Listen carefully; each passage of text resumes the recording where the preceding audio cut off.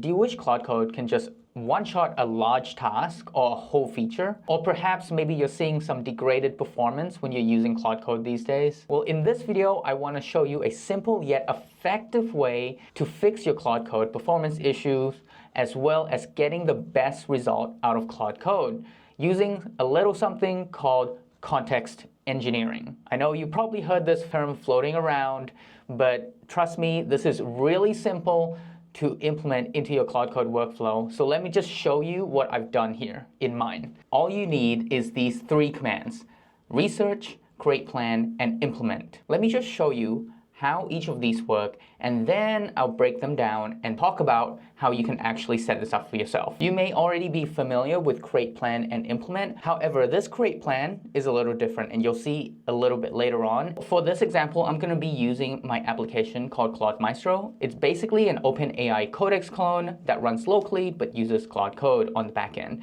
Now, what feature am I going to implement into this application? The feature that I want to implement is the ability to change what model Claude Code SDK is actually using.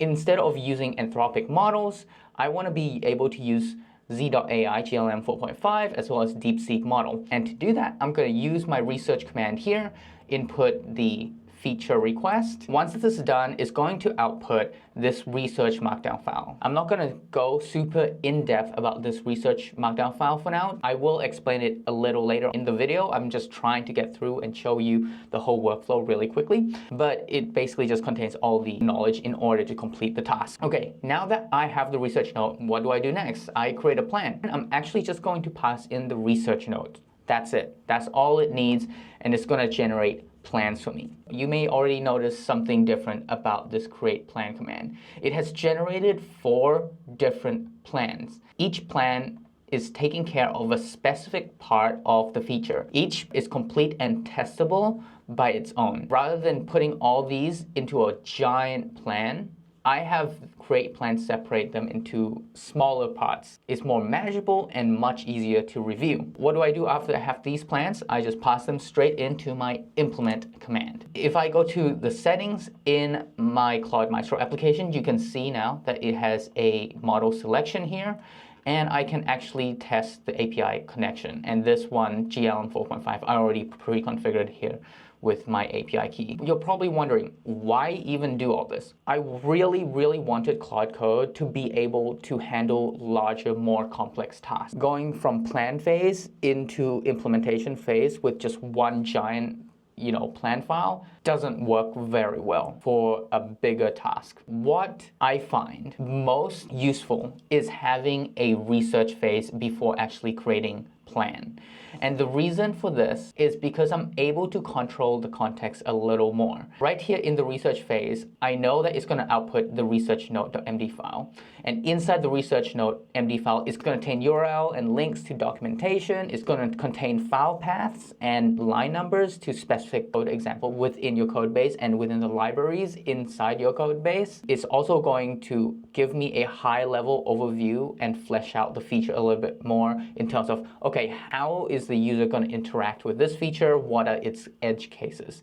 The reason I don't do all this in one step is because this just allows me to separate out all the thinking traces, all the tool calls, all the read and writes that's inside this research context from this create plan context. And this leads me to context engineering. And what this basically is just controlling as much as possible what goes into the LLM in order to improve its output. Filling up the LLM context window intentionally with the right information at the right time, and using as little of the context window as possible in order to get the best result. It is aligning the model's intention with your intentions. Just because a model has a larger context size doesn't mean it can utilize everything in there to its maximum potential. Which means at a point, if you're just gonna stuff all the information, doesn't matter if it's good or bad, hoping that the model will find the correct information inside its context window and use that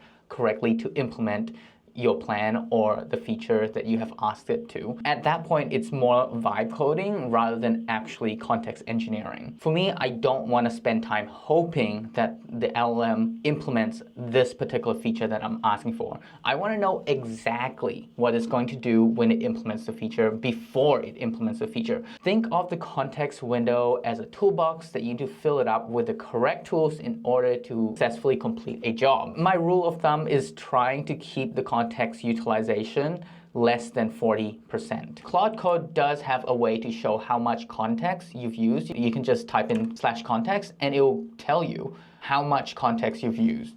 There's no such thing as a free lunch here, unless you're going to like and subscribe, because then I'll DoorDash you a free lunch. While I do think this method is the best way to one-shot a large feature, there are a few caveats. If you just review the plan and make sure that the plan is correct, the implementation is going to go really well, and I find that I barely need to make any changes after the implementation phase. Because the context is clean, clear, concise, and is filled with the exact information that the LLM needs in order to accomplish its task, implementation phase is not an issue.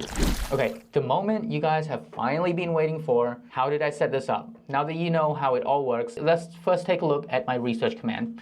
Very simple, just does a deep analysis of the feature. It includes user interaction, use case, technical research. Outputs a comprehensive markdown file containing research findings. And basically it just goes through and think about the feature that I'm asking it to implement. It's going to do a deep technical research, so that includes web, it includes library and framework research, code-based analysis, and this is basically it for the research notes. As for the create plan, let's take a look. It's going to take the research note as the argument. It's going to analyze the research note to understand the features, requirements, use cases, and research knowledge. And for large feature, it's going to create multiple plan files, as I mentioned before, each implementing a self-contained testable component. Within each plan, do not include any assumption and speculation. This is very important because what I find with create plan is sometimes it will be like, here are future recommendations or future features to implement and things like that.